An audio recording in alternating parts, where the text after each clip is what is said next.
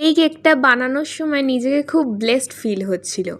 নমস্কার, আমি বৈশাখী, সোদপুর পানিহাটি থেকে একটা ছোট হোম বেকারি চালাই। স্ক্রিনে দেওয়া নাম্বারে তোমরা আমার সঙ্গে হোয়াটসঅ্যাপ করতে পারো। যেদিনকে এই কেকটার বানাচ্ছিলাম সেদিন ছিল হচ্ছে হনুমান জয়ন্তী, অর্থাৎ বজরংবলির বার্থডে। তো সেদিনকে রাত্রিবেলা, বার্থডের আগের দিন রাত্রিবেলা আমি বসে বসে ভাবছিলাম যে আমার কাছে একটাও অর্ডার এলো না, আমি একটা অর্ডার করতে পারবো না। কালকে যখন ফেসবুক খুলবো ফিডে ভর্তি থাকবে লোকে কেক বানিয়েছে, বাট আমার কাছে একটাও অর্ডার নেই।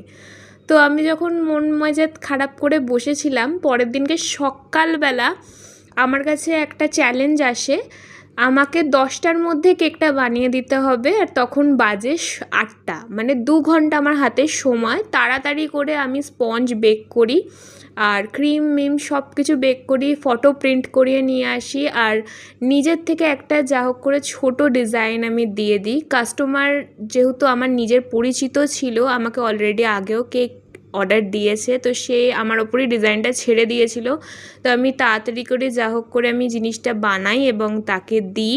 আমি ফ্রিজিং করারও কেকটা সময় পাইনি, বাট তারপরে যখন বানাচ্ছিলাম নিজেকে খুব হ্যাপি ফিল করছিলাম যে আমার কাছে ছিল না অর্ডার, খুব তাড়াতাড়ি হোক বাট অর্ডারটা এসছে।